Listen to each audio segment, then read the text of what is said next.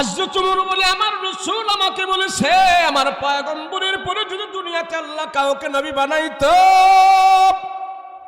আল্লাহ আমাকে নবী বানায়া পাঠাইতো, এত বড় সম্মান, এত বড় মর্যাদা আমার ওমরের কারণে নয়, ওমরের কারণে নয়, ইসলামের কারণে, আমার পয়গম্বরের কারণে। এ দুনিয়ার মানুষ, আমি মাঠটা দেখে কান্নাকাটি করতেছি। আমি যদি ইসলামের ছায়াতলে না আসতাম, আমার নবীজির হাতে হাত রেখে যদি আমি মুসলমান না হইতাম, আমি যদি আজকে মুসলমান না হইতাম, আমি মাঠের একজন রাখাল হয়ে থাকতাম। এত মানুষ আমাকে চিনত না, এত মানুষ আমাকে দাম দিত না। নবীজি বলেছে, পৃথিবীতে আমার 2 জন মন্ত্রী আছে, আকাশে আমার 2 জন মন্ত্রী আছে। আল্লাহর নবী বলে, দুনিয়াতে আমার 2 জন মন্ত্রী, আখিরাতে আমার 2 জন মন্ত্রী। আখিরাতে হলো জিবরাইল আর মিকাইল, আসমানে হলো জিবরাইল আর মিকাইল, আর জমিনে হইল আমার 2 জন মন্ত্রী, সেই হলো আবু বকর আর ওমর। এত দাম আল্লাহ আমারে বানাই দিস। এ মুসলমান, ওমরকে কেউ চিনত না। ওমরের দাম কেন হইল? কারণ কি? কোরআনের কারণে, রাসূলুল্লাহর কারণে, ঈমানের কারণে।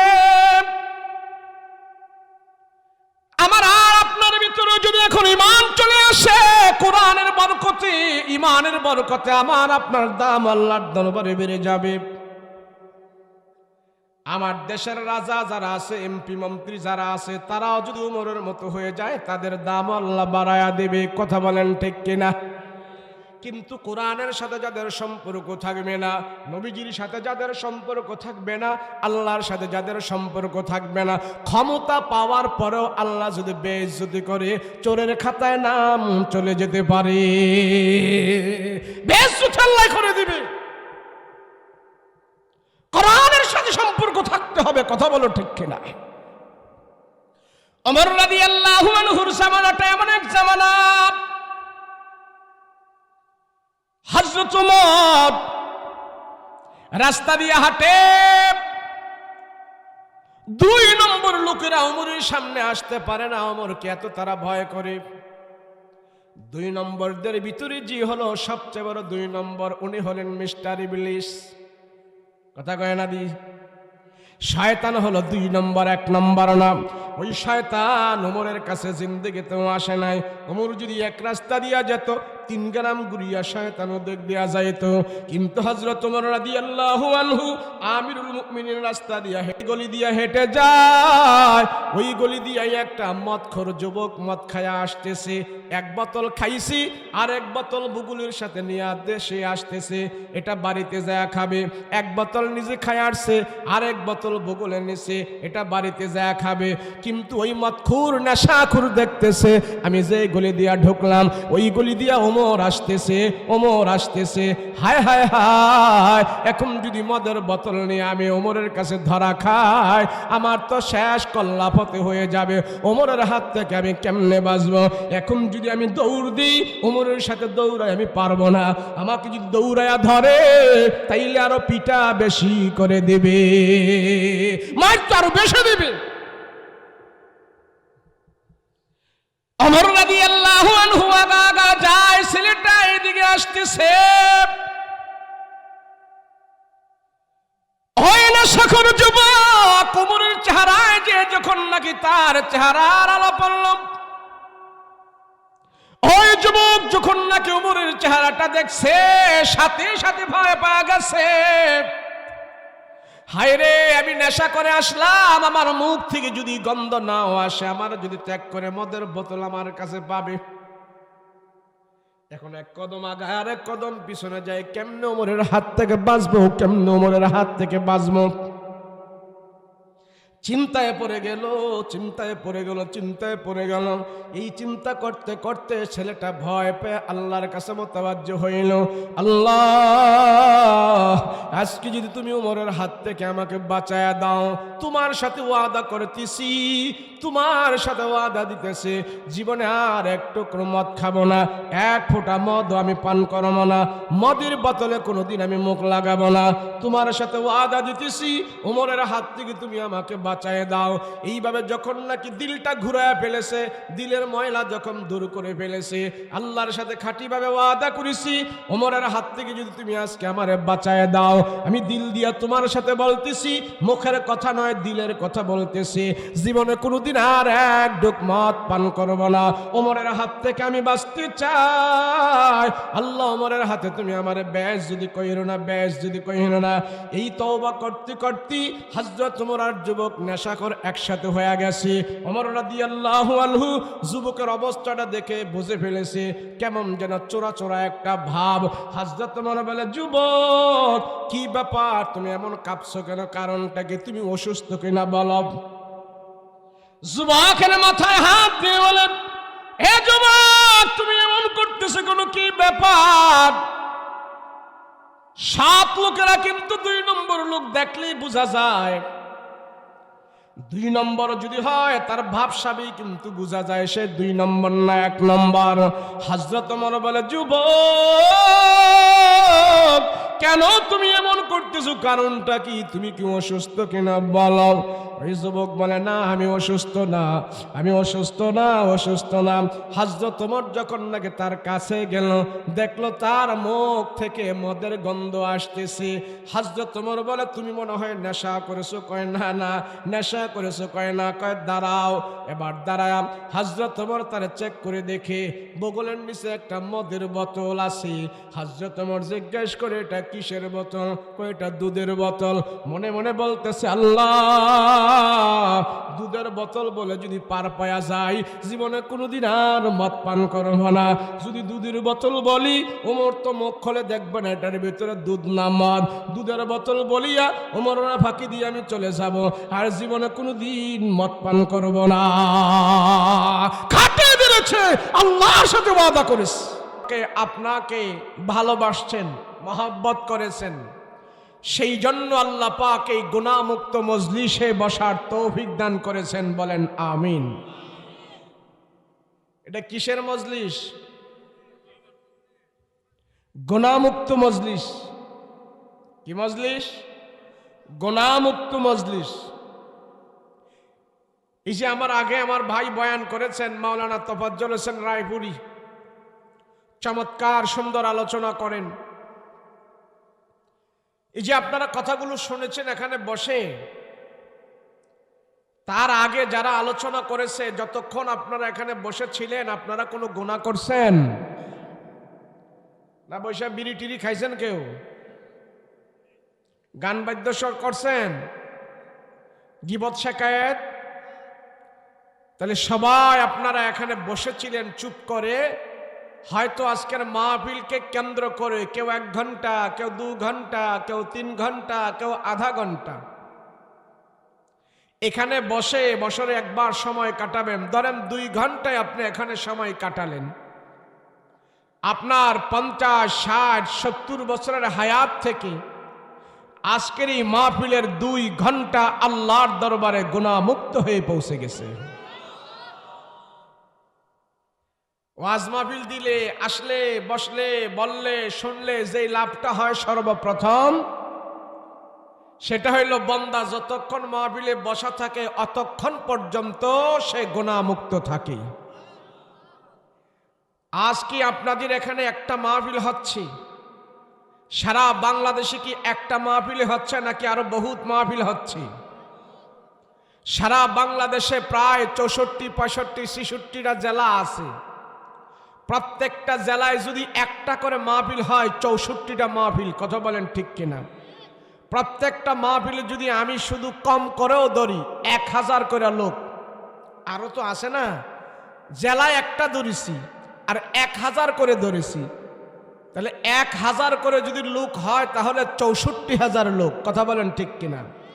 এই 64,000 লোক এই বাংলার জমিন থেকে আজকে রাতের আধারে ওয়াজ মাহফিল শেষ করে সবাই আল্লাহর দরবারে হাত উঠাইবে। বাংলার জমিন থেকে এই 64,000 মানুষ আল্লাহর দরবারে হাত উঠে যখন দোয়া করবে, তারা এই দেশের জন্য দোয়া করবে, দশের জন্য দোয়া করবে, ময়মুরব্বির জন্য দোয়া করবে, সবার জন্য দোয়া করবে। মাহফিলের বদলতে এই শীতের সিজনে এই বাংলার জমিন থেকে প্রত্যেক দিন হাজার হাজার মানুষ আল্লাহর দরবারে হাত উঠায় আল্লাহকে ডাকতেছে, কাঁদতেছে। আপনি এটা কে মনে করেছেন সারা পৃথিবীতে প্রত্যেক দিন বাংলাদেশ ছাড়া অন্য কোন দেশে এমন 64,000 লোক, 1 লক্ষ লোক প্রত্যেক দিন রাতের বেলা আল্লাহর দরবারে হাত উঠায় দোয়া করে না, শুধু দোয়া করে মাহফিলকে কেন্দ্র করে এই বাংলাদেশের তৌহিদি জনতা। কথা বলেন ঠিক কিনা? না হয় বাংলাদেশ যেইভাবে এই দেশের ভিতরে চুরি, সামারি, বাটপারি, সিটারি, লুটতরাজ এত কিছু হওয়ার পরেও এই বাংলাদেশকে আল্লাহ পাক টিকিয়ে রেখেছে। এই বাংলাদেশের ভিতরে আমরা আরামে বসবাস করতেছি। আমার মনে হয় শীতের সিজনে এতগুলো মানুষ যে আল্লাহর দরবারে দোয়া করতেছে, তাদের দোয়ার বদলতেই আল্লাহ পাক এই বাংলার জমিনে এখন পর্যন্ত শান্তির ফয়সালা করে রেখে দিয়েছে। না হয় বাংলাদেশে এত ভালো করে আমরা চলাফেরা করার কোনো সুযোগ আমাদের নাই। কেন জানেন? আমরা সিটারিতে 1 নাম্বার, বাটপারিতে 1 নাম্বার, সুর, বাটপার, সিটার সব দিক দিয়ে বাংলাদেশের মানুষ এখন 1 নাম্বারের কাতারে আছে। নাই? এত সিটারি বাটপারির পরেও এই দেশের ভিতরে আল্লাহ রহম দান করে রাখছে। কারণটা কি? বাটপার সিটারদের ভিতর থেকেও আল্লাহ পাক এই বাংলাদেশের ভিতরে বর্তমানে 2 লক্ষের উপরে কোরআনের হাফেজ আল্লাহ তৈরি করে দিয়েছে। বাংলাদেশ এমন একটা দেশ, সিটারি বাটপারি যারা করে বদনাম করেছে দেশের আলেম ওলামাদের মেহনতি বাংলাদেশের সুনাম আমরা সারা পৃথিবীতে উজ্জ্বল করে রেখে দিয়েছি। সৌদি আরবের কোরআন প্রতিযোগিতায় বাঙালিরা ফার্স্ট হয়, লিবিয়ার কোরআন প্রতিযোগিতায় বাঙালিরা ফার্স্ট হয়। এমনি আরব দেশের বিভিন্ন দেশের যেই প্রতিযোগিতা হয়, কোরআনের প্রতিযোগিতা, বিশুদ্ধ করে কোরআন তেলাওয়াত করেনেওয়ালা বাঙালি ছেলেরা প্রত্যেক বছর ফার্স্ট মেডেল নিয়ে তারা বাংলাদেশের মান সম্মান উজ্জ্বল করে বাংলাদেশের ভিতরে ফিরে আসে। কথা বলেন ঠিক কিনা? কিন্তু আমরা অন্য লাইনে যখন আমরা দেখি তখন দেখি কি জানেন? বিশ্বের দরবারে বাংলাদেশে সুর হিসাবে চিনি, আলী বাবা হিসাবে চিনি, গরিব হিসাবে চিনি, কিন্তু কোরআনের দিক দিয়ে বাংলাদেশকে ফাঁস হিসাবে চিনে। কথা বলেন ঠিক কিনা? বাংলাদেশে কি চুরির সংখ্যা বেশি না কম? আমি মাঝে মাঝে বলি কোরআনের পুরো আইন বাংলাদেশের গভর্নমেন্ট মানতে হবে না। আমি বলি বাংলাদেশের ভিতরে শুধু একটা আইন করা হোক, বাংলাদেশ 1 সপ্তাহে সোনার দেশে পরিণত হয়ে যাবে। কয়টা আইন জুড়ে বলেন? শুধু একটা আইন, কোরআন থেকে একটা আইন করো যে চুরি করলে হাত কাটা, আর কিছু লাগবে না। চুরি করলে হাত কাটা। এই ওয়াজ করার কারণে এক মাহফিলে আমার কয়, হুজুর সৌদি আরবে তো আগে হাত কাটতো, এখন হাত কাটে না। আমি বলি এখন হাত কাটার চেয়ে আরো বড়টা করে। কই কেমনে জানেন আপনি? আমি কে এখন আর হাত কাটে না, এখন সৌদি আরবের লোকেরা ইঞ্জেকশন দিয়ে চোরের মাইরেই ফেলে। চোরের কোনো মৌকুফ নাই। আর বাংলাদেশে কোটি কোটি টাকা চুরি করে দেশের টাকা বিদেশে পাচার করে দিচ্ছে। সেই সমস্ত চোরেরও দিব্যি আরামে দেশের ভিতরে ঘোরাফেরা করতেছে। কোরআন অনুযায়ী যখন নাকি চোরের বিচার হতো, এই দেশ আরো উন্নয়ন হয়ে যেত, এই দেশের মানুষ আরো শান্তিতে বসবাস করতে পারত। আমি গত বছর মাহফিল শেষ করে 4টা দেশ ঘুরছি বাংলাদেশের বাহিরে। একটু বলার একটু কারণ আছে। এটা কারণ হইল সৌদি আরব, দুবাই, কাতার, এই সমস্ত দেশে গেলে তাদের সাথে যখন কথা বলি আমরা, তার বাঙালি পরিচয় দিলে খুব হাসাহাসি করে অনেকজনে। বিদেশ যারা গেছেন তারা দেখবেন বাঙালির কোনো দাম নাই, অথচ বাঙালির অভাব নাই। বাঙালি সবচেয়ে বেশি কামলা দেয়, সবচেয়ে বেশি কাজ করে, এদের সব উপকার করে, ইয়ার পরও বাঙালির দাম নাই। কেন? ও একটা রবগা উঠাই দিছে, বাঙালি চোর। তা আমারে কয় বাঙালি আলী বাবা চোর। তা আমি তো এদের সব গাইয়া ভাষা সব বুঝি না। তা আমি আমার সাথে যে আছে আমি বললাম, হ্যাঁ কি করে? আমাকে বাঙালিরা টিটকারি করে কথা কইছে। আমাকে কি কইছে? আলী বাবা কইছে চোর, তাই না? আমাকে হ্যারে বুঝাই দে বাংলাদেশের মধ্যে হুদা চোর না, বাংলাদেশের 2 লক্ষের উপরে কোরআনের হাফেজ আছে, হ্যারে জানাই দে। মাদ্রাসা মসজিদ আছে, আলেম ওলামা আছে। 19 কোটি বাঙালির ভিতরে কয়টা সুর হবে? এরা জানাই দে বাঙালি শুধু চোর নয়, কিন্তু চুরি কইরা যে বদনাম আমরা কামাই লাইছি, 4 কোটি হাফেজুল লাভ হইব কি? সুরের খাতাতে নাম বাদ দিতে পারি না কেন? এদেশের কোরআনের হাফেজদের মূল্যায়ন নাই, কোরআনের আলেমদের মূল্যায়ন নাই, না থাকার কারণে এত হওয়ার পরেও, উন্নয়ন হওয়ার পরেও বিশ্বের দরবারে আমাদের নাম হয়ে গেছে সুর। কিন্তু দেখেন না, কোরআনের হাফেজেরা ফার্স্ট প্রাইজ নিয়ে বাংলাদেশে আসে, এদের এত দাম নাই, কিন্তু দাম আছে যারা বইডা খেলা খেলে ডাব্বা মাইরা হ্যাঁ হ্যাঁ খুব দাম আছে। 10 জন 20 জন 11 জন যায় খেলতে, সরকার এদের বেতন দেয়, এই দেয় সেই দেয়, গাড়ি দেয়, বাড়ি দেয়, ছক্কা মারলে লাখ লাখ টাকা দেয়, 4 মারলে লাখ লাখ টাকা দেয়, কিন্তু হেরা যখন নাকি ফেল হইয়াও আসে, ডাব্বা মাইরা আসে, সরকারে যত বেশি যা কিছু তাদেরকে দিতেছে অত আরো বেশি বাংলাদেশের বদনাম কামাইতেছে, খালি ফেল ডিভিশন ফাঁস হইয়া হয়। এরপরও এই ডাব্বাওয়ালাগোই দাম বেশি, কোরআনের হাফেজের দাম নাই। কথা বলেন ঠিক কিনা? এরপরও কোরআনের হাফেজরা সন্তুষ্ট, দাম আমাদের লাগবে না, আমরা দাম আখেরাতে পাবো। কোরআনের হাফেজদের জন্য আল্লাহ 6666 তালার বিল্ডিং আল্লাহ তৈরি করে রেখে দিয়েছে। এরপরও তো দেশ হিসাবে একটা দাম দেওয়ার দরকার ছিল না? যেই পর্যন্ত কোরআনের দ্বারক গ্রাহকদের দাম যেই জমিনে না থাকবে, সেই জমিনের মানুষগুলোর ইজ্জত সম্মান পৃথিবীতে থাকবে না। সূরের খাতায় নাম গেছে তোমাদের, কেন? কোরআন ওয়ালাদেরকে সম্মান না করার কারণে। কথা বলেন ঠিক কিনা? আর কোরআন থেকে যদি একটা আইন করতে পারো তাহলে এই দেশ পবিত্র হয়ে যাবে, কোনো চুরি হবে না। কথা বলো ঠিক কিনা? ওই সৌদি আরবে নাকি চুরি হয়, হেরা চুরি হওয়ার কারণে মেশিন লাগাইছে, এটা কিচ্ছা আর কি, কথার কথা। আপনাদের অসুবিধা হইতেছে? আমি কিন্তু চাটা না খাইয়া খালি আরে খাবার দাবার না খাইয়া 2 কাপ চা খাইয়া ওয়াজ করতে শুরু করছি। এই যে দুপুরবেলা খাইছি, এখনো খাওয়ার লগার দেখা সাক্ষাৎ নাই। কেন খাইতে গেলে কয়টা না কয়টা বাজায়, কখন জানা লাগে না খাইয়া আয়া পড়ছি। আইতে লাগছে 7 ঘন্টা, আবার যাইতে লাগবো 7 ঘন্টা। তো না খাইয়াই শুরু করছি, 2 কাপ চা খাইছি, শরীরে তেল মোবিল যা আছে সব হুগাই গেছে। 2 দিন পরে নির্বাচনের জন্য মাহফিল বন্ধ হয়ে যাবে। যাক, এই লাস্ট মাহফিলে আপনাদের সাথে মত বিনিময় করতেছি, কিছু কথা এদিকে এদিক গেল আপনারা মাইন্ড করেন না। কোনো কথা আমার জন্য কমো না, আপনাদের জন্য কমো না, ইমানের জন্য কমো। কথা বলেন ঠিক কিনা? কোরআনের জন্য বলবো। কথা বলেন ঠিক কিনা? আমাদের কোনো রাজনৈতিক পরিচয় নাই, আমরা রাজনৈতিক কোনো নেতা না, রাজনৈতিক লেভেল না, তবে ইসলামের রাজনীতিক আমরা সমর্থন করি। কথা বলেন ঠিক কিনা? বাংলাদেশ সুরের দেশ কেন হইল? কারণ কি? ও এক কথা আছে, খায় দায় করিমালি, মোড়া হয় রহিমালি। গরুরে ঘাস খাওয়ায় এক বেড়ায় আর দুধ খায় আরেকজনে, এত দুঃখ কি আর দুনিয়াত গাছ ধরে? সরকারের টাকা টুকা সব চুরি করে মেরে দিয়ে খায়া দিতে শেষ করে ফেলতেছে। কিছু কিছু লোক শাস্ত্রলে এখানে সেখানে বসে বসে বদনাম করতেছে, হুজুররা দেশটারে খাইয়া লাইছে। অথচ সরকারের হেল্পার, মেথর, দারোয়ান, সারটার সব হইল ওরা, খাইয়া শেষ করতেছে ওরা, আর নাম দিছে হুজুর। হুজুররা খাইয়া দেশটারে শেষ করে লাইতেছে। খাইলো কে আর নাম দেশ কার? এত দুঃখ কি গাছে ধরে? তো এইভাবে যদি একজনে অন্যায় করে আর একজনকে দোষারোপ করে, তো এই দেশ সুরের দেশ হইব না, হইব কার দেশ? অরিজিনাল সুরের তো বিচার হয় না। কোরআন অনুযায়ী যদি হাত কাটার বিচার হতো, আমার এই দেশ সারা বিশ্বের বুকে বাংলাদেশের সুনাম উজ্জ্বল আরো বেড়ে যেত। কেন? এমন একটা দেশ বাংলাদেশ, পৃথিবীতে অদ্বিতীয় দেশ। একটা আম খেয়ে যদি আমি আমের আটিটা ফেলে, কিছুদিন পরে দেখা যায় এখান থেকে আমের গাছ গজাই গেছে। পৃথিবীতে এমন দেশ কোথাও নাই, এটার নাম বাংলাদেশ।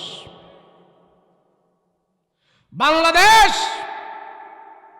সৌদি আরবে চুরি হয়, তো চোর ধরার জন্য মেশিন লাগাইছে। সাইডে ফাইডে কথা কয়েন না কেউ, ও বাজানেরা কথা কয়েন না, এখানে কথা কয় না। ওয়াজে কোনো সমস্যা আছে নাকি? সমস্যা তাহলে আমার এনে কয়েন, আমি মজু ঘুরাই অন্যদিকে ওয়াজ করবো। অসুবিধা আছে কোনো? সৌদি আরবে নাকি চুরি হয়, মানে সুর ধরার জন্য সৌদি আরবের লোকেরা মেশিন বসাইছে। কি বসাইছে? মেশিন বসাইছে। মেশিন বসানোর পরে 1 মাস এই মেশিনের মধ্যে সুর ধরা পড়ছে 4 জন। কয়জন? বাস 1 মাস মেশিন। 1 মাস পরে যখন মেশিন তারা পর্যবেক্ষণ করলো, দেখলো 1 মাসে সুর ধরা পড়ছে সৌদি আরবে কয়জন? 4 জন। এই সুর ধরার মেশিন লাগাইছে আবার জাপানের তারা। জাপানের তারা তো খুব টেকনোলজি ভালো জানে। তো জাপানের তারা সুর ধরার মেশিন লাগানোর পরে 2 মাস পরে যায় এই মেশিন চেক করা, দেখলো সুর ধরা পড়ছে 10 জন। কয়জন? 10 জন। দেখা দেখি পাকিস্তানের তারাও লাগাইছে মেশিন। কেন সুর এমনি পুলিশ টুলিশে তো ধরতে পারে না, এখন মেশিন লাগায় জোর ধরবে। এখন সুর ধরার পরে পাকিস্তানের তারা 2 মাস এই মেশিন রাখার পরে চেক করে দেখলো সুর ধরা পড়ছে 100। কয়শো? 100। বাংলাদেশের তারা কয় আমরাও মেশিন লাগাই। বাংলাদেশের মধ্যে সুর ধরার মেশিন লাগাইয়া 2 মাস অপেক্ষা করছে, সুর কয়টা ধরা পড়ছে। যখন মেশিন চেক করতে গেছে, যায় দেখে মেশিনটাই চুরি হয়ে গেছে। এই দেশ কি ভালো হওয়ার সম্ভাবনা আছে?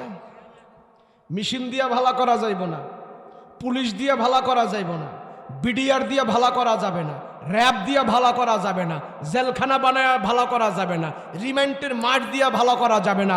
ভালো যদি করতে হয় এ দেশকে, একমাত্র পথ আছে, কোরআন দিয়ে ভালো করতে হবে। কথা বলো ঠিক কিনা? এর ছাড়া কোনো বিকল্প ব্যবস্থা আমরা দেখি না। সব দেখেছি মানুষের ভিতরে আল্লাহর ভয় নাই। আল্লাহর ভয় যদি থাকতো মানুষের ভিতরে,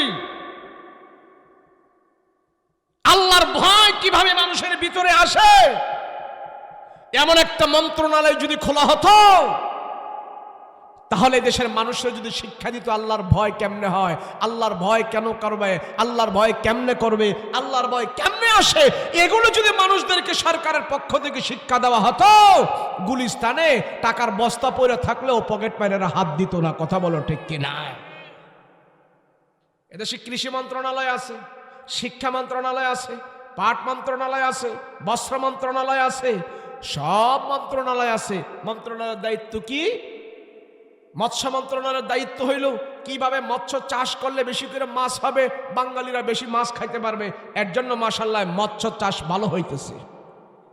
শিল্প মন্ত্রণালয়ের দায়িত্ব হইল শিল্প কুটি কানা কিভাবে করলে ভালো হবে, হ্যাঁ, এগুলা নিয়ে তাদের গবেষণা। কিন্তু একটা মন্ত্রণালয় যদি খোলে যে মানুষের ভিতরে কিভাবে আল্লাহর ভয় ঢুকে, আমরা শুধু এখান থেকে মানুষের ভিতরে আল্লাহর ভয় কিভাবে আসে, কি করলে আল্লাহকে মানুষ ভয় করবে, এই একটা মন্ত্রণালয় যদি বাংলাদেশে খোলে, তাহলে বাংলাদেশের মানুষের ভিতরে যদি আল্লাহর ভয় ঢুকানো যায়, এদেশের গভর্নমেন্টের টাকা কোনো চোরে চুরি করে বিদেশে নেওয়ার কোনো সুযোগ পাবে না। কথা বলেন ঠিক কিনা?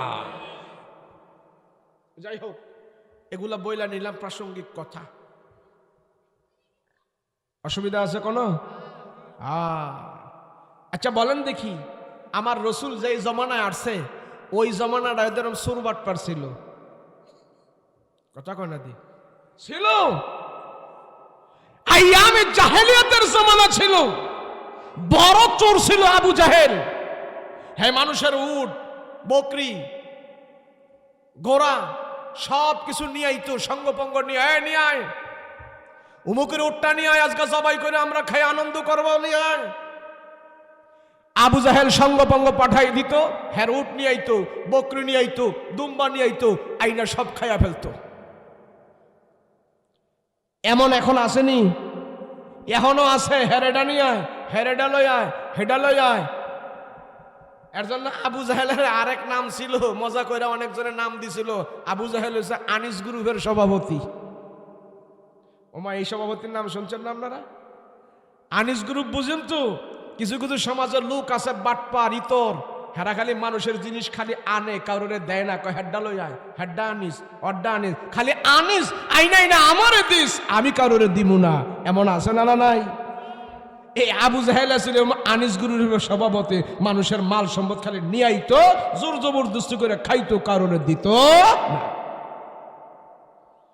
এই সমাজের ভিতরে আমার রাসূল ইনসাফ প্রতিষ্ঠা করেছে, নবীজি ইনসাফের বাটখারা প্রতিষ্ঠা করেছে, যার যার প্রাপ্য হক আদায় করেছে, বড়কে সম্মান দিয়েছে, আলেমকে তাজিম করেছে, ছোটকে স্নেহ করেছে। রাসূল এই তরতিব মক্কায় চালু করে দিয়েছে। কিন্তু আমার রাসূলুল্লাহকে ছাড়া মক্কার মানুষ ভালো হইতে পারে নাই। ঈসা নবী থেকে নিয়ে আমাদের নবী পর্যন্ত 1400 বছরের যে একটা গ্যাপ ছিল, এই গ্যাপের ভিতরে ওয়াজ ছিল না, নবী রাসূল ছিল না, আসমানি কিতাব বুঝানোর মানুষ ছিল না, খতিব ছিল না, মাদ্রাসা ছিল না। না থাকার ফলে সেই মানুষগুলো জাহালে রূপান্তরিত হয়েছে, মূর্খ হয়েছে, আল্লাহ চিনে নাই, রাসূল চিনে নাই, জান্নাত চিনে নাই, জাহান্নাম চিনে নাই। না থাকার ফলে সেই মানুষগুলো খানায় কাবার ভিতরে উলঙ্গ হয়ে তোয়াফ পর্যন্ত করেছিস।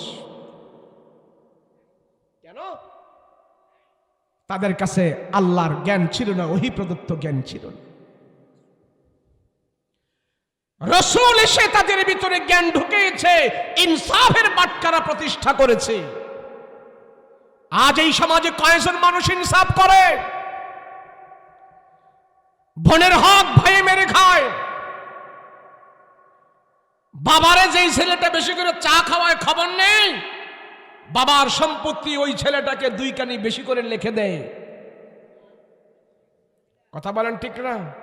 বেইনসাফ, এটা বেইনসাফ। ইনসাফের বাটখারা প্রতিষ্ঠা করো। কিলো কিলো ও মুরব্বী, কি সামনে রে? ও কাকা, ভিতরে যান, আপনি চা খাইলে ভিতরে যান, ভিতরে যান, ভিতরে যান, ভিতরে যান, 2 কাপ খাই এনসা। কারো সমস্যা থাকলে উঠতে যান গা, হুদা মাইক হলে থাকলে আমি ওয়াজ করে যাবো, আমার ওয়াজ, আমার কোনো অসুবিধা নেই। ওয়াজ আমি শুরু করছি না এখনো। রাসূল পাক সাল্লাল্লাহু আলাইহি ওয়াসাল্লাম যে আমলের মাধ্যমে, যেই পদ্ধতির মাধ্যমে, যেই আদর্শের মাধ্যমে মক্কার চোর, বাটপার, সন্ত্রাস, সিটার, ডাকাত, রাসূল জেলখানা বানায় নাই, বাহিনী মোতায়েন করে নাই, র‍্যাব জারি করে নাই, পুলিশ জারি করে নাই, রিমান্ডের মার দেয় নাই। নবী মক্কার মানুষদের ভিতরে কোরআনের ঢুস দিয়েছে, কোরআনের তেলাওয়াত দিয়েছে, আল্লাহর পরিচয় শিখিয়েছে। ওই মক্কার মানুষদের ভিতর থেকে একটি সাহাবায়ে কেরামের জামাত তৈরি করেছে। তাম পৃথিবীর মুখে আমার রাসূলের এই সাহাবায়ে কেরামের জামাত দৃষ্টান্ত হিসেবে থাকবে। এমন জামাত পৃথিবীতে আর কোনোদিন আসবে না। কথা বলো ঠিক কিনা? দেখাই দাও না তুমি, একজন ওমর বানিয়ে দেখাও না, একজন আবু বকর বানিয়ে দেখাও। তাম পৃথিবীর বুকে কিয়ামত পর্যন্ত একজন আবু বকর পৃথিবীতে আসবে না। কথা বলো ঠিক কিনা? একজন ওমর আসবে না। ওমর কে? ওমর কে? গিটারে ভাই, এই এই এই এই চলে, এই খারাপ কথা কক, এদিকে আমি এদিকে যাও।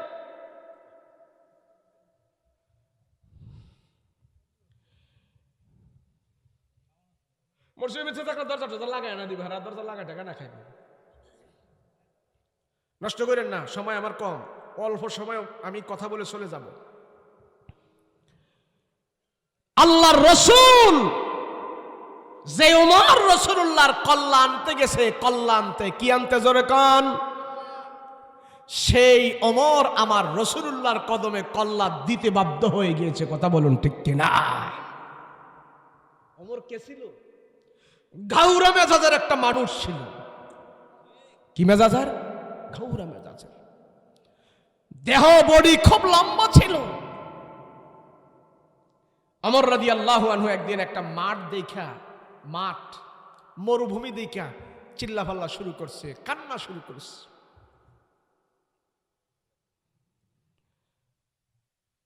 হযরত ওমর রাদিয়াল্লাহু আনহুর সাথীরা সঙ্গীরা জিজ্ঞেস করলেন,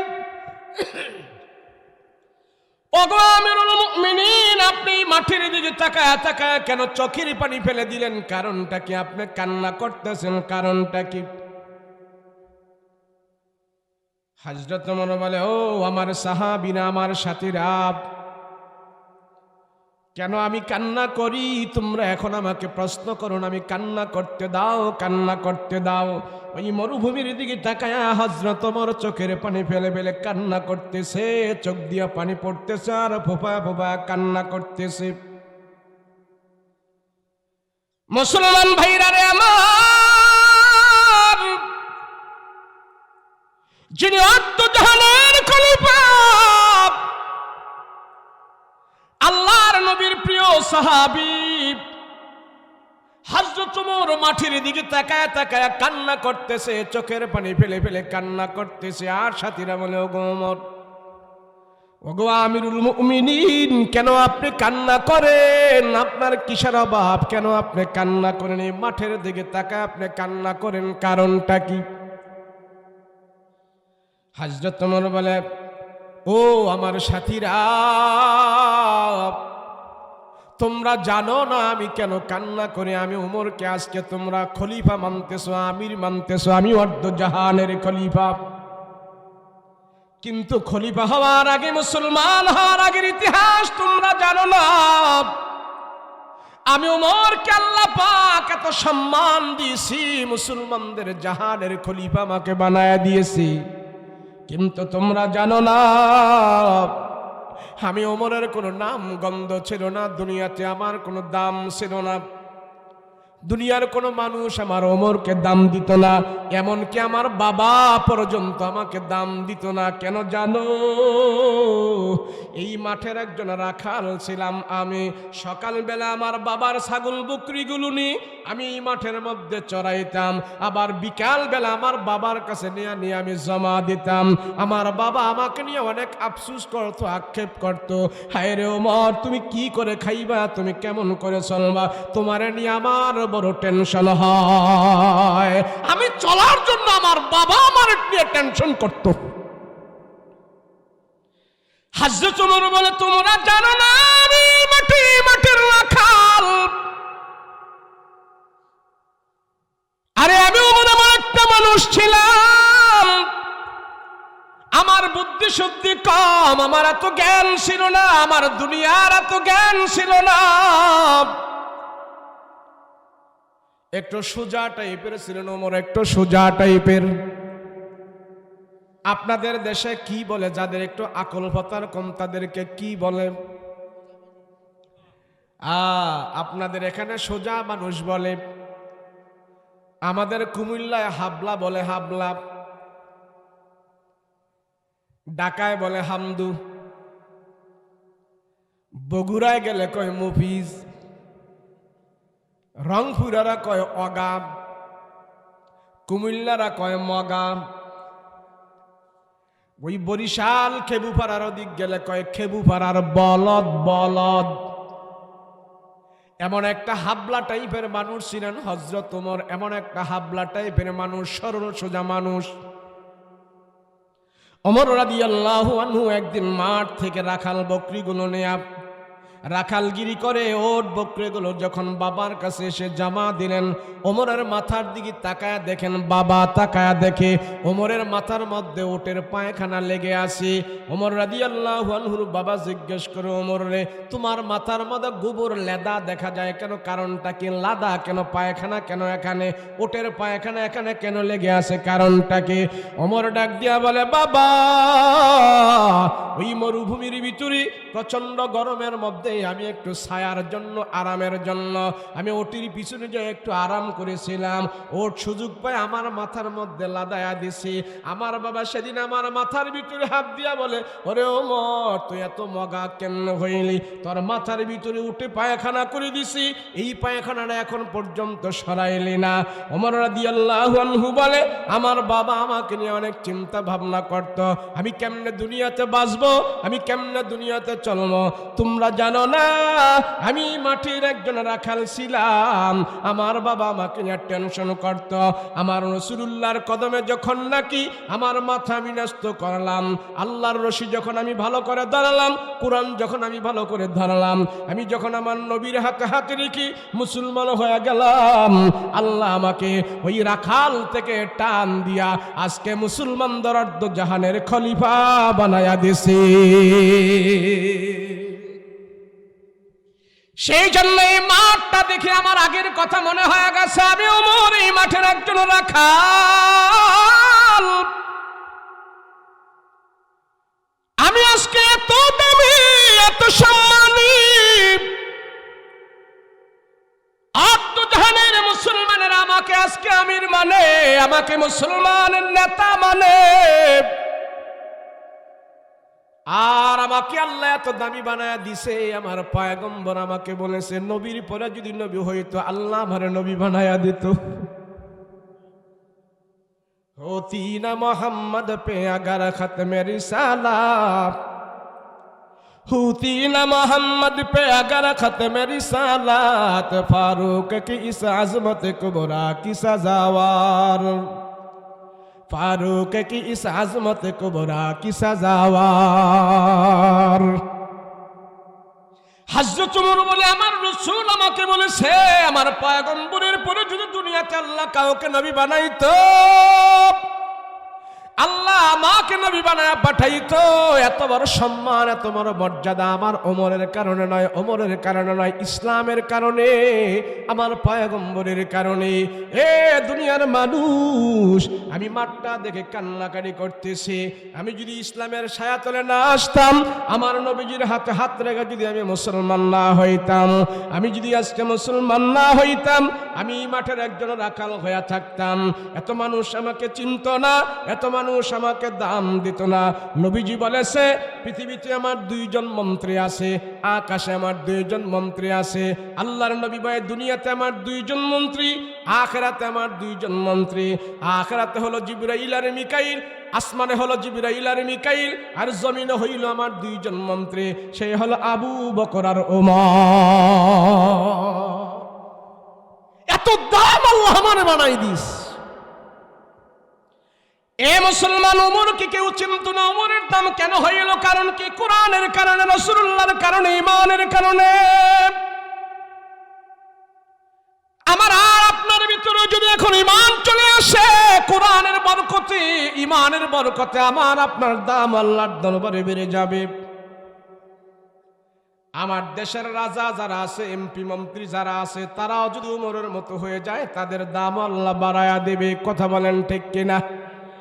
কিন্তু কোরআনের সাথে যাদের সম্পর্ক থাকবে না, নবীজির সাথে যাদের সম্পর্ক থাকবে না, আল্লাহর সাথে যাদের সম্পর্ক থাকবে না, ক্ষমতা পাওয়ার পরেও আল্লাহ যদি বেইজ্জতি করে, চোরের খাতায় নাম চলে যেতে পারে, বেইজ্জতি আল্লাহ করে দিবে।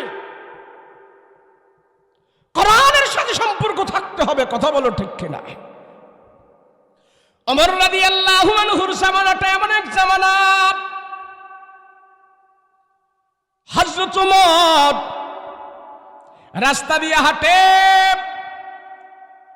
2 নম্বর লোকেরা ওমরের সামনে আসতে পারে না। ওমরকে এত তারা ভয় করে।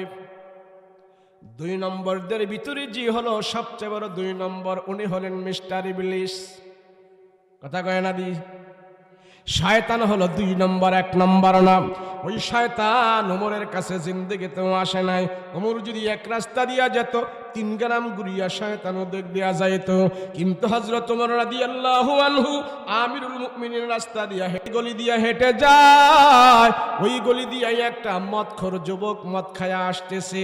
1 বোতল খাইছি, আর 1 বোতল বুগুলের সাথে নিয়ে দেশে আসতেছে। এটা বাড়িতে যায় খাবে। 1 বোতল নিজে খায় আসছে, আর 1 বোতল বুগুলে নিছে, এটা বাড়িতে যায় খাবে।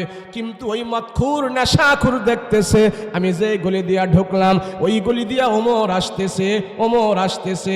হায় হায় হায়, এখন যদি মদের বোতল নিয়ে আমি ওমরের কাছে ধরা খাই, আমার তো শেষ কল্লাপথে হয়ে যাবে।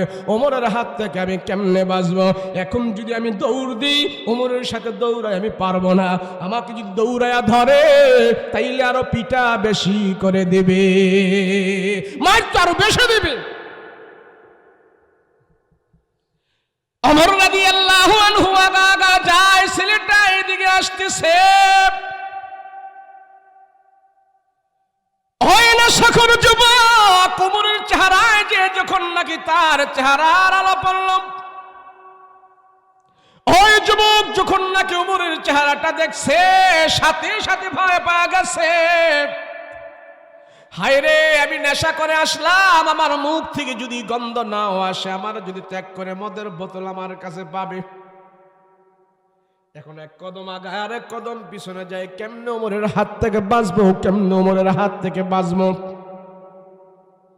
চিন্তায় পড়ে গেল, চিন্তায় পড়ে গেল, চিন্তায় পড়ে গেল। এই চিন্তা করতে করতে ছেলেটা ভয় পেয়ে আল্লাহর কাছে মোতাবাজ্জ হইল।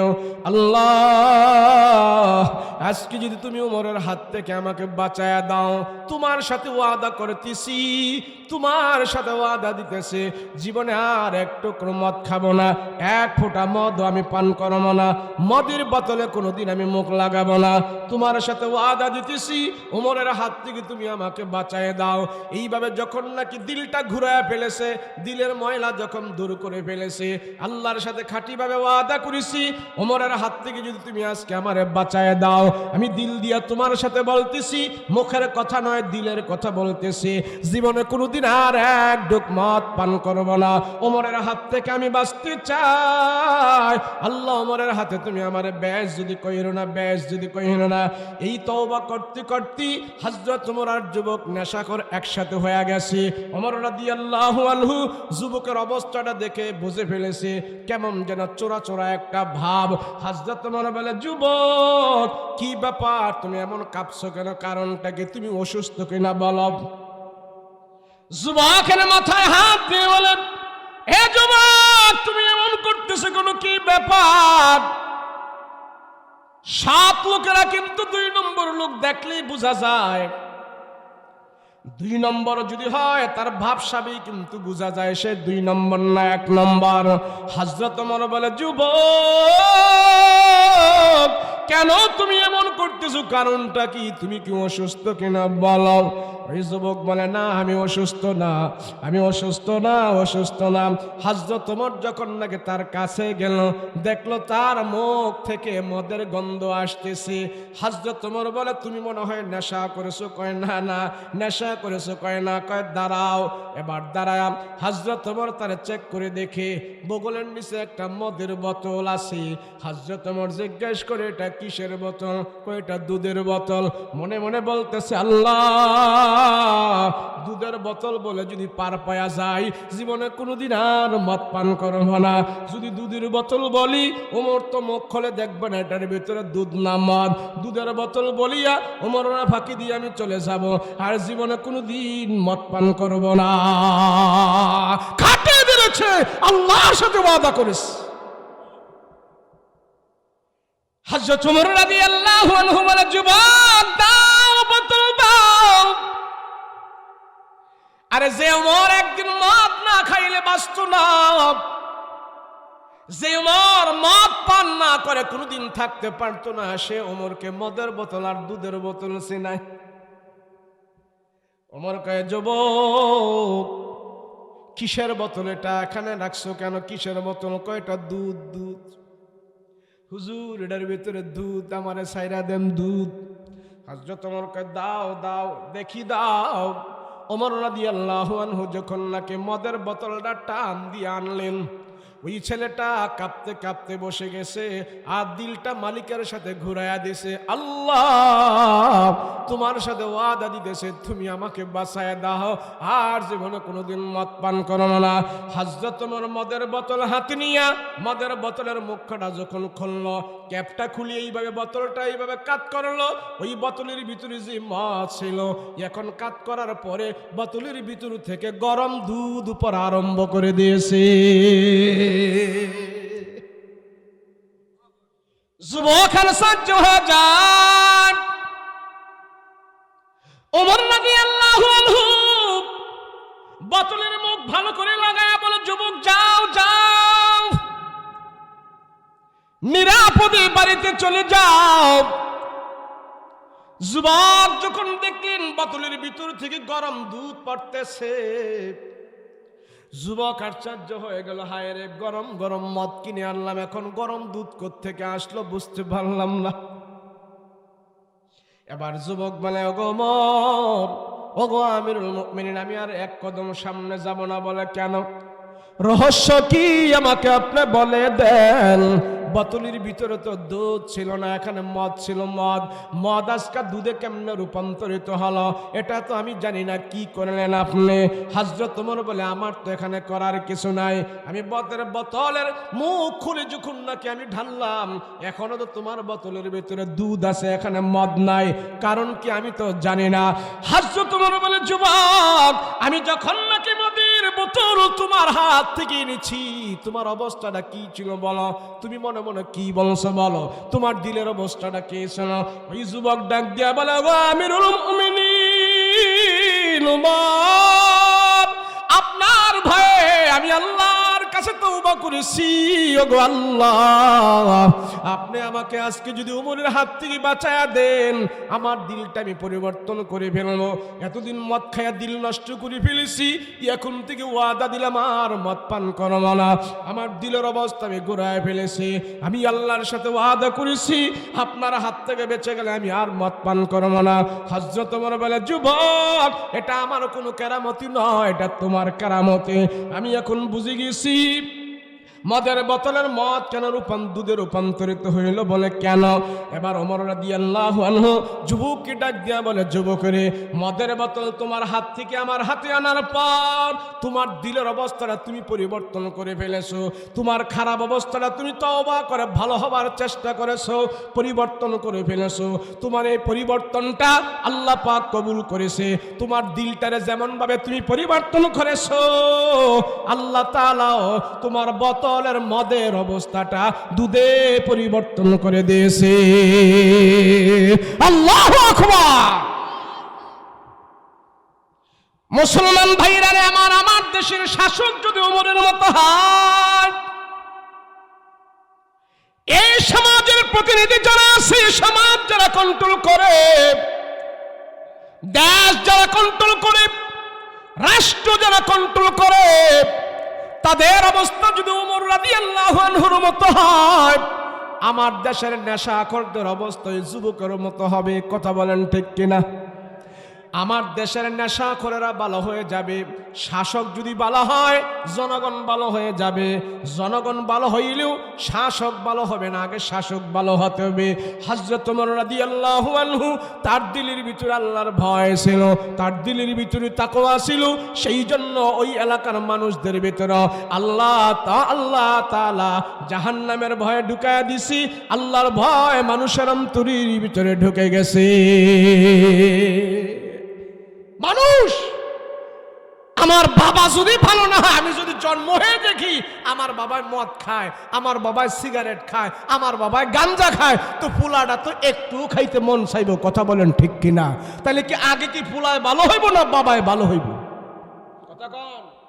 কেউ কেউ বলে, হুজুর, আমরা দেশের পাবলিক ভালো না, সেই জন্য আমাদের দেশের শাসকরাও ভালো না, আমার দেশের নেতারাও ভালো না। এটা ভুল।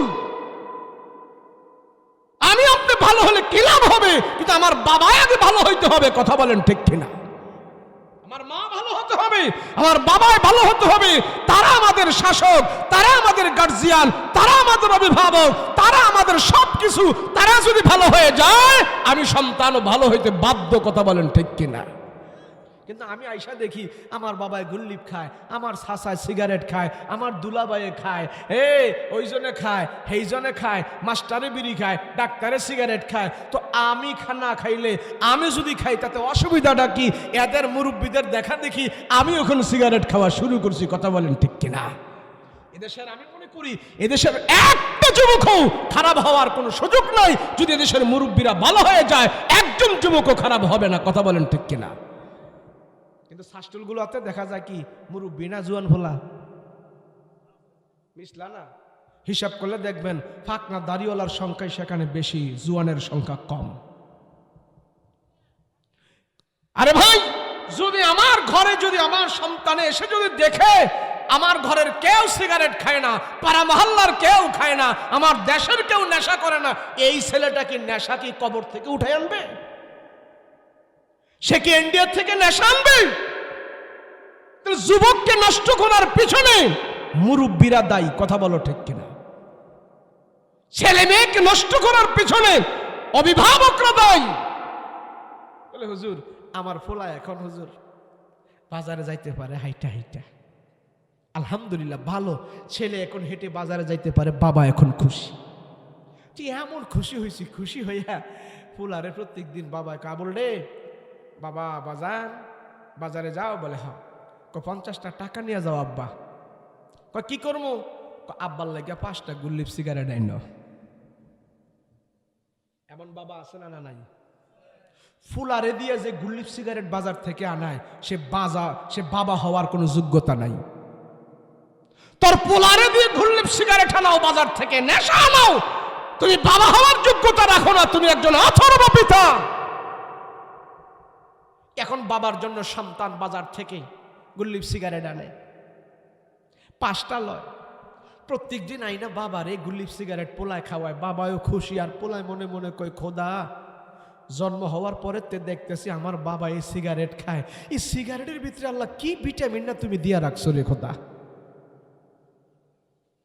তো যেই খাবার বাবাই খাইতে চায় সেই খাবার বর্দ সন্তানও খাইতে মনে চায়, কথা কোন ঠিক কিনা?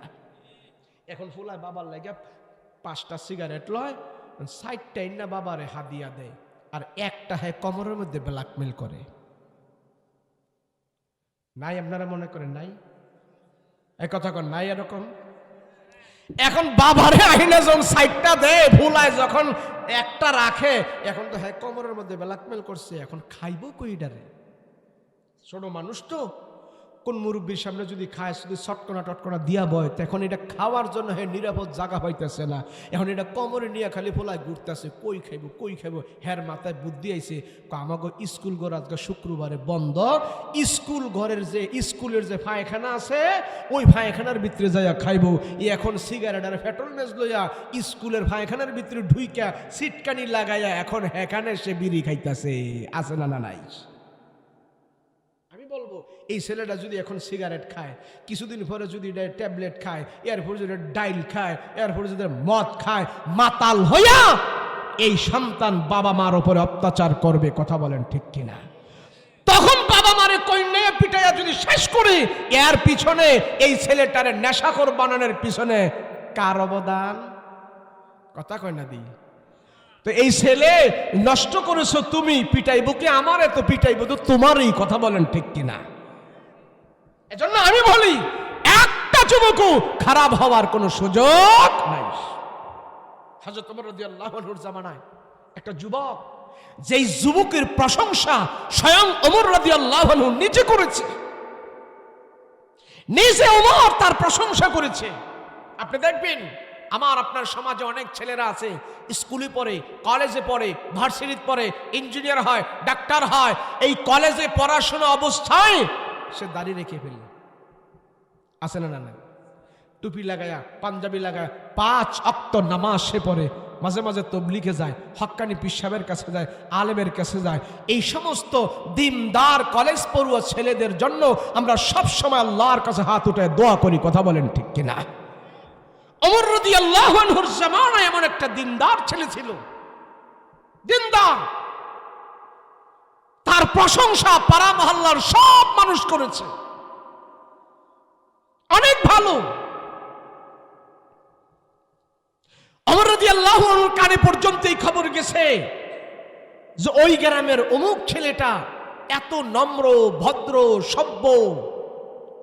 ওমর শুদ্ধ এই যুবকের প্রশংসা করেছে,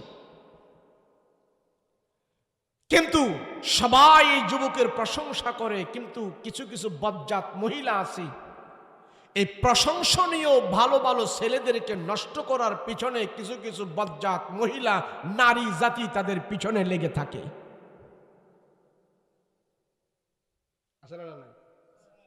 আছে না? না, আপনারা তো মনে করেন আপনাদের আপনাদের এই অঞ্চল খুব ভালো হতে পারে, ভালো। ঢাকা শহরে এমন কিছু মহিলা আছে পুরুষরে ফান্দ ফালাইয়া টাকা পয়সা ইনকাম করার দান্দায় তারা থাকে।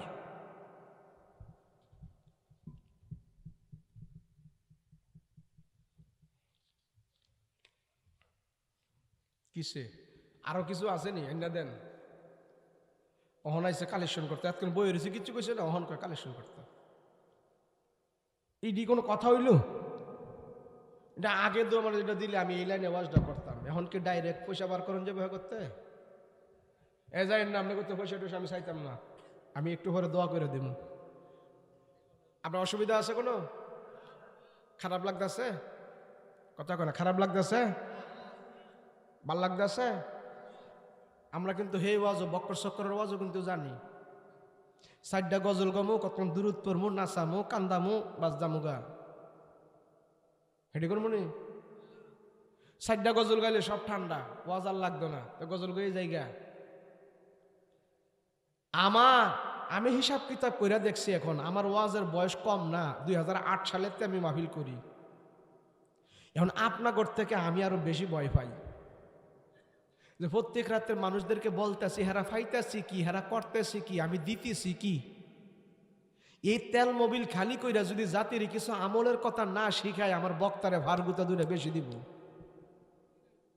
আমার গুতা থেকে বাঁচার জন্যই আমি এখন আমলের ওয়াজ করেছি।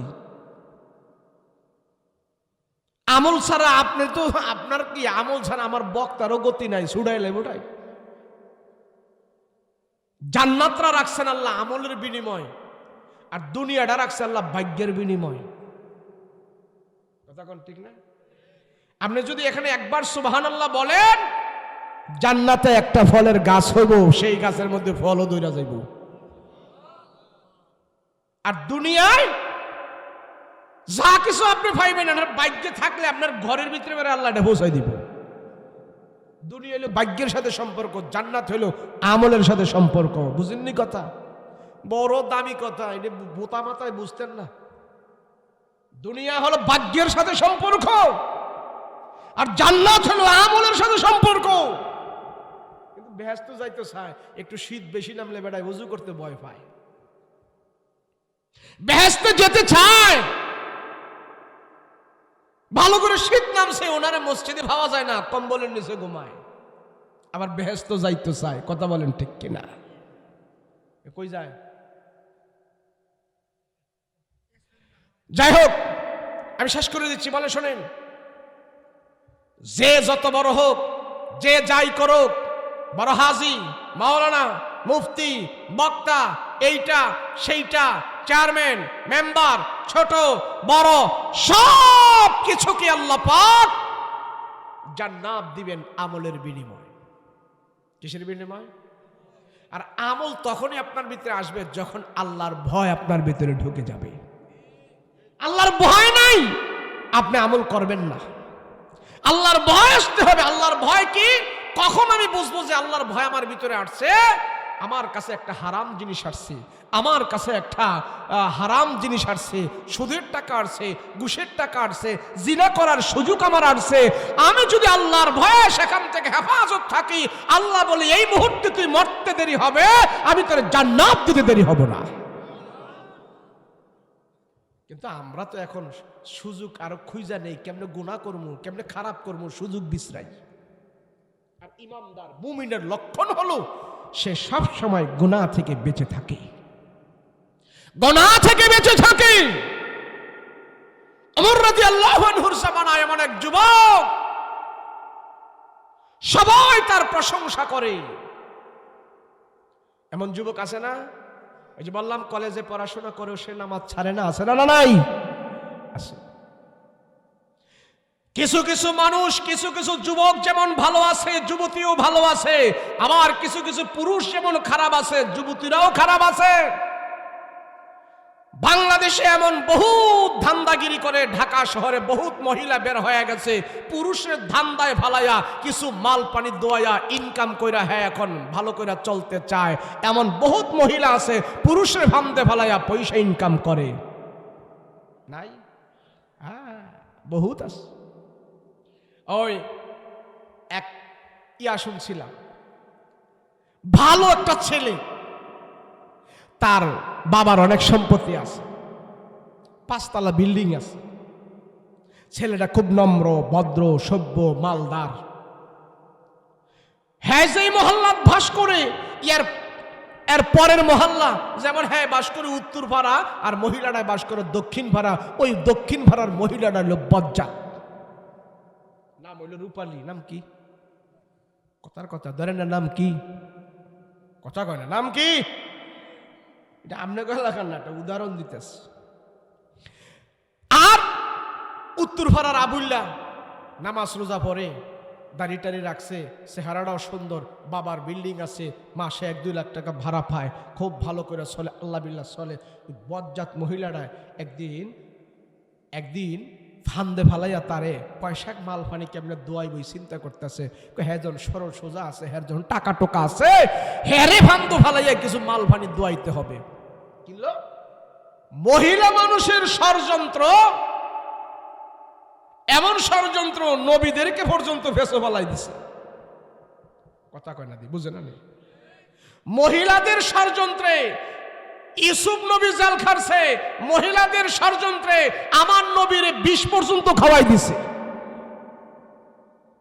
মহিলাদের ষড়যন্ত্রে মুসা নবীর নামে অপবাদ শুদ্ধ দিয়ে দিছে। আর মহিলাদের ষড়যন্ত্রে এখন তো আমগো বড় হুজুর জেলখানায় আছে। কথা কয় না দি? হুজুরে বউ লইয়া গেছে ঘুরতু, এর জন্য বেড়ারে কয় কাবির নামা দেন, বেড়া কাবির নামা দেখাই তার সামনে দেখে বেড়া এখন জেলও আছে। কথা কোন ঠিক না? আর সেদিন দেখলাম রাজশাহী এক বেড়ায় 7 বিয়া করে বউ লইয়া ঘুরতেছে। 7 বিয়া করে যদি বেড়ায় বউ লইয়া সমাজে বসবাস করতে পারে, আর হুজুরে এক বউ লইয়া ঘুরতে যাওয়ার কারণে হুজুরে এখন জেলখানার মধ্যে থাকে। কি বিচার রে! তাই বজ্জাত কিছু মহিলা আছে, ওই রূপালী চিন্তা করছে তারে একটা ফান্দ ফালাইয়া জিনার অপবাদ দিয়া তার থেকে কিছু আমি মাল ফানি দোয়া জরিমানা নিব। তো যেই সমাজে এরম মানুষ আছে, ওই সমাজে একজন হক্কানি ভালো একজন বিচারকও আছে, কাজী সাহেব আছে, খুব ভালো করে শুনেন। এখন ওই মহিলা আইসা ওই কাজী সাহেবের কাছে বিচার দিল। কাজী সাহেব, ও মাতাব্বর সাহেব, কি কৌতুর ভাড়ার আবুল্লাহ সে আমার ইজ্জতের উপরে হামলা করছে, আমি আপনার কাছে বিচার চাই, উপযুক্ত বিচার চাই। আমার ইজ্জত নিয়ে সে সিনেমিনি করছে, কেন সে আমার এমন করলো? আপনার কাছে আমি বিচার দিলাম, আমি বিচার চাই। এখন বিচারক চিন্তা করতেছে, বিচার যখন আমার কাছে আসছে, তো আমি সমাজের বিচার করি, তো বিচার তো করতেই হবে, তাই না? এখন আবুল্লারে ডাকায় আনছে। কিরে আবুল্লাহ, তোরে আমরা তো সবাই ভালো কই, নামাজ রোজা পড়স, এত কিছু করস, তো তোর চরিত্রটা ভালো না কে? কসাসা চরিত্র ভালো না মানে কি? বুঝস না কি? বিচার দিয়া গেল, দক্ষিণ ভাড়ার রূপালী ইজ্জতের উপরে তুই হামলা করছস, তোর বিচার হবে। কেন তুই এমন জঘন্য খারাপ করলি? কসাসা এটা কি কর, হামলা কি? বুঝস না হামলা কি? না আমি তো বুঝি নাই কোনো, আমি রূপালী টুপালি তো কোনো চিনি না, দেখছিও না। কয় না, হ্যাঁ এখন সুফি সাজস, তোর নামে বিচার দিছে, উত্তর ভাড়ার রূপালীর উপরে তুই ইজ্জতের উপরে হামলা করছস। কই ইজ্জতের হামলা কি? বুঝস না তুই জিনা করছস। আস্তাগফিরুল্লাহ, আস্তাগফিরুল্লাহ, লা হাওলা ওয়ালা কুওয়াতা ইল্লা বিল্লাহ। চাচা আমি জীবনে এমন কাজ করি নাই। কয় কি করছ তুই? করস নাই? বল না আমি এরকম জীবনও করি নাই। তো বিচারক ডাইকে আনছে, হেরে কিরে ওই মাইয়া, তুই হ্যার নামে বিচার দিলি, হ্যাঁ দিকে এক সমস্ত কাজ হ্যাঁ করে নাই, তুই কি কস? আমি আল্লাহর কসম করে কই, মসজিদে দৌড়ে কই, কুরআন মাথায় লয়ে কই, এই বজ্জাত হারামি সে আমার শেষ করে দিছে। আমি আপনার কাছে বিচার চাই, আমি বিচার চাই। এখন আবুল্লাহ রে কই, কিরে আবুল্লাহ তুই মিছা কথা কস কেন? কস হাসা আমি জীবনে এই কাজ করি নাই, আমি কোরআন দৌড়ে কই, মসজিদে দৌড়ে কই, আপনার মাথা শুইয়া কই, আল্লাহর কসম, আল্লাহর কসম আমি আরম কাজ করি নাই চাচা, আমার নামে মিথ্যা অপবাদ। এই মহিলায়ও কসম কাটে, হায়ও কসম কাটে, বিচারক বিপদে পড়ছে। বিচারক চিন্তা করে, হায়ও কসম কাটে, হায়ও কসম কাটে, সাক্ষী দো নাই, বিচার কেমনে করুন? সাক্ষী ছাড়া কি বিচার হয়? বিচারক ছিল আল্লাহওয়ালা, আল্লাহর দিকে মোতাবজ্জি, আল্লাহ একটা ফয়সালা বের করে দাও। বিচারক যখন আল্লাহর দিকে ফয়সালার জন্য মোতাবজ্জি হয়েছে, আল্লাহ বিচারকের মাথার ভিতরে একটা ফয়সালার বুদ্ধি দিয়া দিস। কি বুদ্ধি? বিচারক ঠিক আছে, তোদের বিচার করা হবে। এই তুই যে বলতেছ তোর সাথে সে এরকম কাজ করছে, তোর কোনো সাক্ষী আছে? কয় চাচা এই কাজকে কোনো সাক্ষী রেখে করে? কি ক্ষণে ডাবরে? এখন তো বিচারক ঠিক আছে, পকেটেতে 10টা টাকা বার করছে, লাল 10 টাকা নোট আছে না, এমন 10টা টাকা বার করে রূপালী নে, এই টাকাটা তোরে দিলাম, যা। এই সুন্দর যে টাকাটা তোরে আমি দিছি, আজকা সোমবার, আগামী সোমবার সকাল 10টা বাজে এই টাকাটা আমার কাছে না দিবি। তোরে যেমনি দিছি তুই এমনি আমার টাকাটা দিবি। সাবধান, এই টাকা যদি তোর কাছ থেকে কেউ নিয়ে যায় তাইলে কিন্তু সব দোষ তোর উপরে পড়বে। আমি তোরে যেমনি টাকা দিছি এমনি তুই আমার আইনা দিবি। ঠিক আছে, কি কন? আমি বিচার চাই, এই টাকা আপনারা আইনা দিতে পারলে তো আমি বিচার পাবো। কাহা যদি এই টাকাটা তুই আমার আইনা সুন্দর মতো আবার 1 সপ্তাহ পরে দিতে পারস, তুই নির্দোষ, তুই খালাস। চাচা কি কন? মইরা যামু তো এই টাকা কারোরে দিব না। যা বাড়ি যা, ফের বাড়িতে পাঠাই দিছি। বাড়িতে পাঠাইয়া আবুল্লাহ রেখে, আবুল ওই যে তোর নামে অপবাদ দিছে রূপালী, হের হাতে নতুন 10টা টাকা দিয়েছি, শুনিস আগামী সোমবারে 10টার আগে তার হাত থেকে যদি তুই এই 10টি টাকা আমারে আইনা দিতে পারস তাইলে তুই নির্দোষ, খালাস। আর যদি না পারো তাহলে সবার সামনে তোমার বিচার হবে, তুমি অপরাধী। কয় চাচা কি করে এটা আমি কেমনে আনবো? না আমি জানি না, যেমনে পারো তুমি আনবা।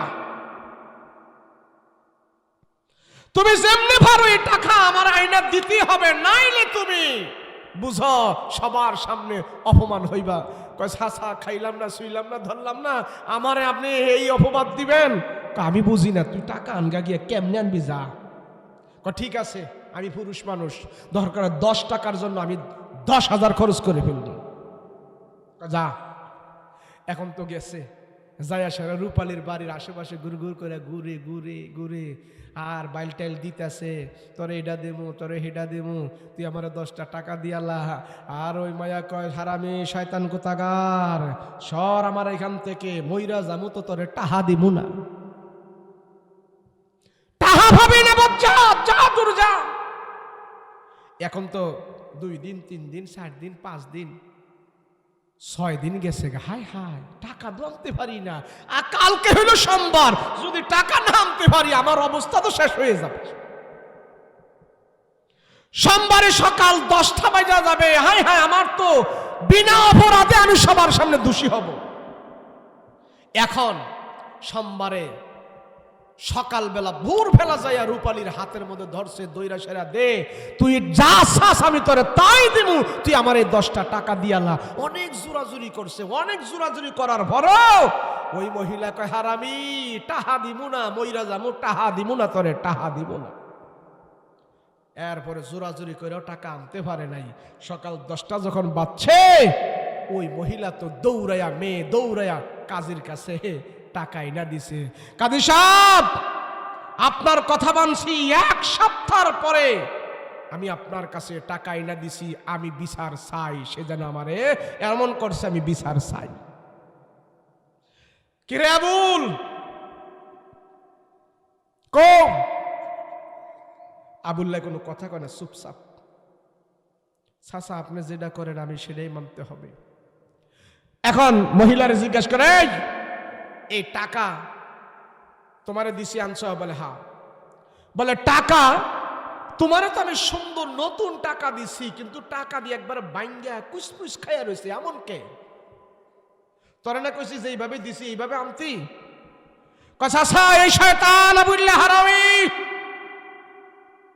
ওই দিন থেকে আমার পিছে লাগছে এই টাকাটা নেওয়ার জন্য। সে অনেক চেষ্টা করেছে, জোরাজুরি করছে, আমি টাকা দেই নাই। এই শয়তান হারামি আমার থেকে টাকা নিতে পারে নাই, আমি দেই নাই। 10টি টাকা তারে কেন দিব? আমি বিচার চাই। আপনার কথা মানছি, আপনি বিচার করেন। এবার আল্লাহওয়ালা বিচারক দুইজনটা ডাক দিয়া কয়, এটারে দড়িদা বান, বজ্জাত মহিলারে দড়িদা বান, বান এটারে, বানটা পিঠা লাগা ভালো কইরা। এখন পিঠাইতেছে ভালো কইরা, কয়েক বিচারক কাজী সাহেব আমার পিঠানকে, আমি তো আপনার কথা মানছি, আমার পিঠানকে। বিচারক ডাক দিয়া বলে, বজ্জাত মহিলা, বাটপার সিটার তুমি, এ নারী জাতি, তুমি বলতেছো এই ছেলে তোমাকে জিনা করেছে, তার জন্য তুমি বিচার চাও। যে পুরুষ 7 দিন ধরে জোরাজোরি করে কারাকারিও তোমার হাত থেকে 10টা টাকা আনতে পারে না, ওই পুরুষ ওই ছেলে তোমার অদ্দুর নিচে যায় কেমনে দর্শন করে আমার বুঝে আসে না। বুঝে ফেলেছি তুমি একজন বাটপার মহিলা, 2 নম্বর মহিলা। তোমার সতীত্ব যদি তুমি রক্ষা করতে, তোমার লজ্জা স্থান যদি তুমি রক্ষা করতে, কোন পুরুষ তোমার ইজ্জতের উপরে হামলা করতে পারতো না। কথা বলেন ঠিক কিনা? কে হামলা করতে পারতো না? ওমর রাদিয়াল্লাহু আনহুর জামানায় এমন বজ্জাত মহিলা ছেলেটার পিছনে লেগে গেল। এ যুবক, তোমার প্রশংসা এই এলাকার সব মানুষেরা করে। এ যুবক, তোমার নাম সুনাম সুখ্যাতি সবার কাছে আছে। যুবক রে, আমিও তোমারে ভালোবাসি, তবে আমার ভালোবাসাটা একটু ব্যতিক্রম। সবাই তোমার প্রশংসা করে, সেই জন্য আমিও তোমারে প্রশংসা করি। আমি তোমারে এমন ভালোবাসি, আমি একজন সুন্দরী রূপসী নারী, তোমার ভালোবাসায় মুগ্ধ হয়া আমার যৌবনের ক্ষুধা তোমার সাথে নিবারণ করতে চাই। শুধু মহিলাটা এখন ফান্দে ঘুরতেছে। এই নম্র ভদ্র ছেলেটারে কেমনে সে একা একা পায়, একা একা পাওয়ার পরে তার সাথে যৌবনের চাহিদা মিটাইবে। একদিন এই মহিলাটা ওই যুবককে একটা ভালো কথা বলে তার ঘরে নিয়ে গেল, কামরায় গেল। তার ঘরের ভিতরে, তার কামরায় রুমের মধ্যে নেওয়ার পর, যুবকে যাওয়ার পর ঘরের দরজাগুলো সব লাগায়া দিল। লাগায়া দিয়া যুবতী মহিলাটা বলতেছে, যুবক, তোমার জন্য আমি অনেকদিন অপেক্ষায় আছি। আজকে তোমার সাথে আমার মনের বাসনা হবে, মনোবাঞ্ছনা হবে। ওই যুবক থরথর করে কাঁপাকাঁপি আরম্ভ করে দিয়েছে। ও মা, আমি পবিত্র, আমার যৌবনটা পবিত্র, আমার ইজ্জতের উপরে আপনি হামলা করেন না। আমি একজন অপরাধী হইয়া, জিনাকার হইয়া আল্লাহর দরবারে হাজির হতে চাই না। আমার আপনি কলঙ্ক করেন না। বজ্জাত মহিলা ডাক দিয়া বলে, যুবক, আমার মনের রাখতাম না, তুমি যা বলো আজকে তোমার চিৎকার আওয়াজ কেউ শুনবে না। তুমি এখন আমার ঘরে আসো। তুমি যদি এখন চিল্লাপালা করো, মানুষ এসে যদি দেখে আমি যা বলি তাই মানুষ বিশ্বাস করবে। আমি যদি বলি তুমি আমার ঘরে ঢুকছো আমার সাথে খারাপ করার জন্য, পাড়া মহল্লার সব মানুষ এটাই বিশ্বাস করবে। ওই যুবক দেখতে পাইল মহিলাটা আমাকে ফান্দে ফেলে দিছে। যুবক দেখতেছে মহিলাটা আমার কাছে আগায় আসতেছে, সে আমার চরিত্র হরণ করবে, আমাকে নষ্ট করে দিবে।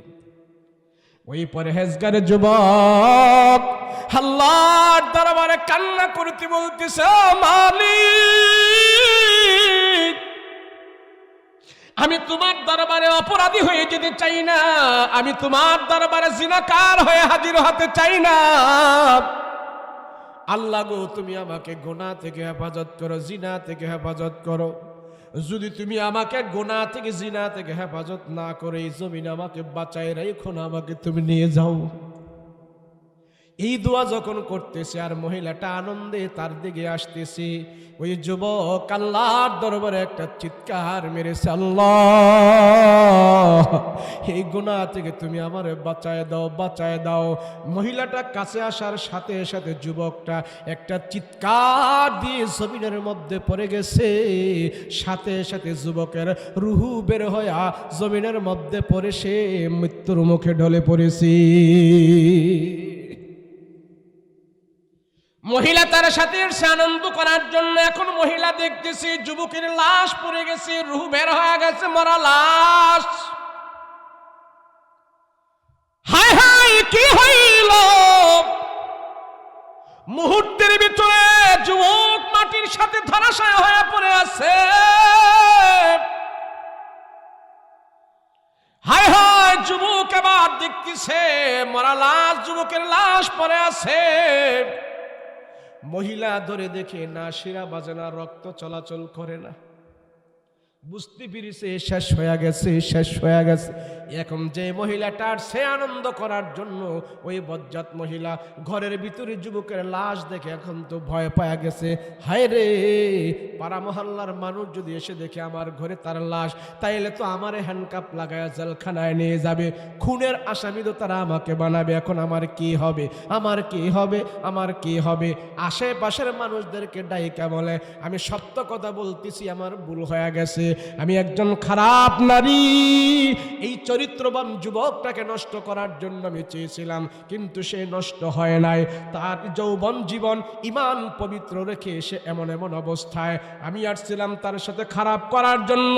তোমরা এখন আমাকে যা করো করতে পারো, কিন্তু যুবক আমার সাথে কোনো খারাপ করে নাই, সে পবিত্র অবস্থায় মৃত্যুবরণ করে দুনিয়া থেকে চলে গেছে। এখন আমি তার সাথে কোনো খারাপ করি নাই, জিনা করি নাই, পবিত্র হয়ে দুনিয়ার জমিন থেকে চলে গেছে। তোমরা এখন যা করবা আমারে করে দাও, আমি ভয় পাইতেছি। আমার চোখের সামনে যুবকটা একটা চিৎকার দিয়ে দুনিয়ার জমিন থেকে বিদায় হয়ে গেছে। মহিলা এখন ভয় পাইতেছে, হায় হায় আমার হবে কি, হবে কি আমার। সবাই এখন বিচার আচার করলে এখন মারা ধরে কোনো লাভ নাই, তারা দাফন কাফন করি আমরা কবরে রেখে দিয়ে আসি। রাতের বেলায় যুবকের আশেপাশের লোকজনেরা দাফন কাফন করে তার কবরের ভিতরে রেখে দিয়ে আসছে। আর ওই মহিলার উপরে বিচার আচার যা করার করছে। কিন্তু হযরত ওমর রাদিয়াল্লাহু আনহুর কানের মধ্যে খবর গেছে, ওগো ওমর, ওই গ্রামের যে একটা আদর্শবান ছেলে ছিল, আল্লাহ ওয়ালা পরহেজগারী যুবক ছিল, যেই যুবক নামাজ পড়তো, দাঁড়িয়ে রাখতো, আল্লাহকে ভয় করে চলতো, গুনাহ করতো না, সবাই তারে ভালোবাসতো। ওমর গো, ওই যুবক তো মারা গেছে। ওই যুবকটা দুনিয়ার জমিন থেকে মৃত্যুবরণ করেছে। হযরত ওমর সাহাবীদেরকে ডাক দেয়া বলে, চলো চলো চলো চলো, সবাই চলো, ওই যুবকের জানাজার নামাজ আমি ওমরে হাজির হব, তার জানাজার নামাজ আমি ওমর পড়াবো, আমরা যায় তার জানাজায় শরীক হব। একজন চরিত্রবান যুবক, একজন আল্লাহওয়ালা যুবক, সে আমল করত, ইমানের উপরে চলত, তার জানাজার নামাজে আমরা হাজির হব, চলো সবাই চলো। হযরত ওমর রাদিয়াল্লাহু আনহু যুবকের প্রশংসায় পঞ্চমুখর হয়া দলবল সবাইকে নিয়ে ওই যুবকের বাড়িতে হাজির হয়ে গেছে। হাজির হয়ে যুবকের মাকে ডাক দেয়া, কও মা, আপনার সন্তান নাকি মারা গেছে, কই তার লাশটা আমাদেরকে দেখান, আমরা জানাজার নামাজ পড়ার জন্য চলে আসছি। ওই যুবকের মা বলে, ওগো আমিরুল মুমিনিন, রাতের বেলা মারা গেছে, আমরা সবাই জানাজা দাফন কাফন করে তারে কবরের ভিতরে রেখে দিয়ে আসছি, দাফন কাফনের কাজ আমরা শেষ করে ফেলছি। হযরত ওমর আফসোস করতেছে, হায় রে, একজন পরহেজগার যুবকের জানাজায় আমি ওমর শরীক হতে পারি নাই, একজন আদর্শবান যুবক যুবকের জানাজায় আমি হাজির হতে পারি নাই। মনে করো দুঃখ, মনে বড় আফসোস, এমন একজন পরহেজগার যুবকের জানাজা আমি পাই নাই, আফসোস করতেছি। এবার সন্তানের মাকে, ছেলের মাকে বলতেছে, ও মা, আপনার সন্তানের এত প্রশংসা মনে করেছি, এত নম্র, এত ভদ্র ছিল, তারা জানাজায় শরীক হতে পারে নাই। কই আপনার ছেলেকে আপনারা কোথায় দাফন করেছেন? আপনার সন্তানকে আপনারা কোথায় কবর দিয়েছেন? কবরটা একটু দেখাই দেন। আমি ওমর তার কবরটা একটু জিয়ারত করে যেতে চাই, কবরটা একটু দেখায় দেন। মা সন্তানের কবরের পাশে আমিরুল মুমিনিনকে নিয়ে গেল। তার আত্মীয় স্বজনেরা, আমিরুল মুমিনিনের কাফেলা জামাত তার কবরের পাশে নিয়ে গেছে। ওমর রাদিয়াল্লাহু আনহু শুনতে পেরেছে কেমনে কেমনে মারা গেছে। তখন মা তার ঘটনা সব খুলে বলল, আমার সন্তান পবিত্র অবস্থায় মারা গেছে, এমন একটা ফন্দি করেছে, গুনাহ করে নাই, গুনাহ করে নাই, জিনা করে নাই, পবিত্র অবস্থায় আমার সন্তান সেখানে মারা গেছে। হযরত আমিরুল মুমিনিন ওমর রাদিয়াল্লাহু আনহু তার কবরের পাশে যায় আল্লাহর দিকে ডাক দিয়া কয়, আল্লাহ, তোমার কোরআনে কারীমের মধ্যে তুমি আয়াত নাজিল করে জানাই দিয়েছো, যেই যুবক তোমার ভয়ে গুনাহ করে না, তোমার ভয়ে তোমার নাফরমানি করে না, ওই গুনাহ থেকে বেঁচে থাকে, তোমার ভয় নিয়ে যখন তারা মৃত্যুবরণ করে, তুমি তো আল্লাহ কোরআনের মধ্যে ঘোষণা করেছো, আমার ভয় নিয়ে যারা মৃত্যুবরণ করে তাদেরকে তুমি একটা জান্নাত দাও না, তাদেরকে তুমি দুইটা জান্নাতের মালিক বানায়া দাও। ওগো আল্লাহ, তোমার কোরআনের আয়াত আমি বিশ্বাস করি, তবে আমার দিলের ভিতরে একটা তামান্না, কোরআনের আয়াতের সাথে আর যুবকের মৃত্যুটা মিলে গেছে। তুমি বলেছো ওয়ালিমান খাফা মাকাম রাব্বিহি জান্নাতান, যার ভিতরে আল্লাহর ভয় আছে, ভয় নিয়ে গুনাহ থেকে মুক্ত থেকে যখন মারা যায়, আল্লাহর ভয়ের কারণে যারা গুনাহ করে না, এই অবস্থায় যারা মারা যায়, আল্লাহ বলে ওয়ালিমান খাফা মাকাম রাব্বিহি জান্নাতান, ওই মানুষের জন্য একটা জান্নাত নয়, তাদের জন্য আমি আল্লাহ দুইটা জান্নাতের মালিক বানায়া দেই। হযরত ওমর বলে, আল্লাহ, তোমার কোরআনের আয়াত আমি বিশ্বাস করি, তুমি সত্য, তুমি হক, তুমি কোনোদিন বেহক কথা বলো না, তোমার ওয়াদা তুমি পুরা করো। আল্লাহ বলে, ইন্না ওয়াদাল্লাহি হাক্কা, আমি দুইটা জান্নাত দেওয়ার ওয়াদা করেছি, আল্লাহ তুমি দুইটা জান্নাত দিয়ে দিয়েছো, তবে আমার ওমরের মন চায় তোমার বান্দাকে তুমি দুইটা জান্নাত দিছো কিনা আমি একটু দেখবার আমার মনে চায়, আমার দেখতে মনে চায়, তুমি আমারে দেখাই দাও।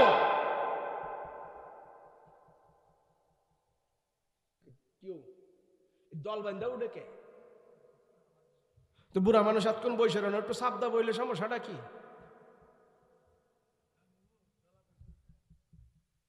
আমি এতক্ষণ ওয়াজ করতাম না তো, না খাইয়া শুরু করছি তো, এলাকা ঘরের দিক চাই না, কইরা লই আর আইতাম না এই এলাকা। শেষ। শোনেন, এই যে কথা বলতেছি এগুলা সব তাফসীরি কথা, কোরআনের কথা, আয়াতের কথা, গল্প কিচ্ছা নয়। হযরত ওমর কবরের পাশে দাঁড়ায়া বলতেছে, আল্লাহ তোমার আয়াত তুমি সত্য, তুমি ওয়াদা সত্য, আমার মন চায়, আমি দেখবার চাই তোমার ওয়াদা এই যুবকের সাথে তুমি কেমনে পুরা করছো, আমি দেখতে চাই। আরে ওমর তো এমন এক মানুষ, যে ওমরের কথায়, ওমরের মতকে মতের সাথে মত মিলায়া আল্লাহ কোরআনে কারিমের 10 থেকে 12 জায়গায় আয়াত নাজিল করছি। সে ওমর বলতেছে, আল্লাহ তুমি এই বান্দার সাথে কেমন ওয়াদা করেছো, যুবকরে তুমি দুইটা জান্নাত দিছো কিনা আমি একটু দেখতে চাই, কেমনে দেখাইবা তুমি জানো। কবরের পাশে দাঁড়াইয়া হযরত ওমর যখন আল্লাহকে এই কথা বলতেছে, আল্লাহ তুমি আমারে দেখায় দাও, আমি সচক্ষে দেখতে চাই। ওমর এই কথা বলার পর সাথে সাথে কবরটা 2 ভাগ হয়ে গেছে। ওই কবরের ভিতর থেকে আওয়াজ আসতেছে, ও গো ওমর, আল্লাহর ভয় নিয়ে গুনাহ করি নাই, আল্লাহর ভয় নিয়ে গুনাহ ছেড়ে দিয়া আমি কবরের জগতে আসছি, আল্লাহর কোরআনের আয়াতের ওয়াদা, আল্লাহ আমাকে 2টা জান্নাতের মালিক বানায়া দিছি। होती न मोहम्मद पे अगर खत्म रिसालात, होती न मोहम्मद पे अगर खत्म रिसालात, फारूक के इस आजमत कुबरा के सजावार, फारूक के इस आजमत कुबरा के सजावार। उमर तो एमन एक मानुष আল্লাহর কাছে বায়না ধরেছে, আল্লাহ পাক ওমরের বায়না সচক্ষে আল্লাহ ওমরকে দেখায়া দিয়েছে। সুবহানাল্লাহ। মানুষ গুনাহ থেকে বাঁচো। কি থেকে বাঁচো? গুনাহ থেকে বাঁচো। দুনিয়ায় যে যত বড় হতে চায়, সে যদি নাফরমানি গুনাহ থেকে না বাঁচতে পারে, দুনিয়াও হারাবে, আখিরাতও হারাবে। কথা বলেন ঠিক কিনা? আল্লাহ আমাদের সবাইর কবুল করেন, বলেন আমিন। আমি মুসাফির না মুকিম? সবাই কয় না মুসাফির না মুকিম? নবীজি বলছে মুসাফির যদি দোয়া করে আল্লাহ সেই দোয়া কবুল করে। কে বলছে? নবীজি বলছেন। আমার রসুলের এই জবান দিয়ে কি কোনোদিন মিথ্যা কথা বের হয়েছে? সে রসুল বলেছেন মুসাফির যদি দোয়া করে আল্লাহ দোয়া কবুল। কিন্তু এই দোয়ার ফলাফল আল্লাহ কখন আপনাকে দিবে সেটা আল্লাহর বিষয়, কিন্তু কবুল হবে। কথা বলেন কি হবে? আমি মুসাফির কিনা? আর ডাবল মুসাফির, খুদা মুসাফির। তাহলে এখন আমি আপনাদের জন্য দোয়া করব, আপনারাও আমার জন্য দোয়া করবেন। রাজি আছেন? মানে রাজি আছেন? যারা মানুষ হেরা এখন উঠতো না, কেন? মানুষের দোয়া দরকার আছে, মানুষের গুনাহ আছে। কথা কোন ঠিক কিনা? আর যারা ফিরিস্তা আছে হ্যাঁ করে জায়গা দিয়ে দেন, ফিরিস্তারা উঠতে যাবে। আপনারা ফিরিস্তা না মানুষ? সবাই কয় না ফিরিস্তা না মানুষ? মানুষ যদি হয়ে থাকেন তো দোয়ার দরকার আছে। কথা বলেন ঠিক কিনা? আমি এক্ষুনি দোয়া করব। আমাকে বলছে মসজিদের জন্য কিছু কালেকশন করার লাগে। আপনারা কে কত দিবেন বললাম। কালেকশনের লিস্টটা দিছে কেডা? উনি কু? হ্যাঁ আচ্ছা, এমন আসেনি কেউ দেবেন না? আসেনি 5,000, 10,000, 2,000, 3,000, 500, 200, 300 এবার আছে কেউ দেওয়ার? আসেনি? না থাকলে আমার সাওয়াইয়া এটা লাভ করল কি? যারা দিছে এক এক আমার যারা দাওয়াত দিছে হারা কু? আপনি আছেন? আরে আপনি বই রয়েছেন দেখি না। আর কো কেডা টাকা দিব? কোন টাকা দেবো কেডা? বল তাড়াতাড়ি কোন। দেরি করে দিলে কিন্তু বেশি বেশি জরিমানা হইব। তাড়াতাড়ি কোন। 500, 1,000, 2,000, 3,000 কি আছে বলেন? আল্লাহর ঘরের জন্য, আমার না, এই আল্লাহর ঘরের জন্য। এটা কি মাদ্রাসা না মসজিদ? মসজিদ। মাশাআল্লাহ বলেন। মসজিদের সামনে জায়গা আছে, এবার এখানে মসজিদ, এদিক দিয়ে গোসলখানা উজুখানা আসেনি? মাশাআল্লাহ বলেন। কে কত দিবেন? 5,000 কে দিব? 2,000 কে দিব? যে আগে দিব আগে আগে সব পাইব। কোন তাড়াতাড়ি? ওই যে একজনের ভাষাগুল দিয়েছে ফার্স্টে, হ্যাঁ 500, আমি বলছিলাম 5,000। নাম কি? আবু বকর ভাই 500 টাকা দিবেন। নারে তাকবীর। আল্লাহ কবুল করো, বলেন আমিন। জানে মালে বরকত দাও, বলেন আমিন। হায়াত তৈয়্যিবা দান করো, বলেন আমিন। মাশাআল্লাহ। নারায়ে তাকবীর। নারে তাকবীর বড় করে দিতে হইব। কেন জানেন নি? মুয়াজ্জিন সাহেব 500 টাকা দিচ্ছে। হ্যাঁ, হাসরের ময়দানে মুয়াজ্জিন সাহেবের কল্লাটা সবার উপর দিয়ে দেখা যাইব। জোরে কন্যা সুবহানাল্লাহ। তো মানুষকে ভারী উনি কি? আরে উনি কি? উনার কল্লা সবার উপর দিয়ে দেখা যাইতেছে, ব্যাপার কি? বলে উনি মানুষদেরকে আজান দিয়া আল্লাহর দিকে ডাকতো, এর জন্য ওনার গর্দানটা আল্লাহ ওচা করে সবার কাছে পরিচয় করাই দিতেছে উনি আল্লাহর পছন্দের মানুষ, আল্লাহর দিকে মানুষকে ডাকতো। উনি হলেন একজন মুয়াজ্জিন। আল্লাহ তার সম্মান বাড়ায়া দিয়েছে। আল্লাহর জন্য যে 10 বছর 12 বছর মুয়াজ্জিনগিরি করে, আল্লাহর দিকে মানুষকে ডাকে, আল্লাহ তার জান্নাত দিয়ে পুরস্কৃত করে। রব্বুল আলামিন পরওয়ারদিগার আলম, আয় আল্লাহ, রাত্র অনেক হয়ে গেছে, তোমার বান্দারা বাড়িতে যায় নাই, 2টা হাত তোমার আদালতে উঠে রাখছে গো মালিক। এই নিশি রজনীতে কেউ এখন পর্যন্ত জাগনা থাকে না।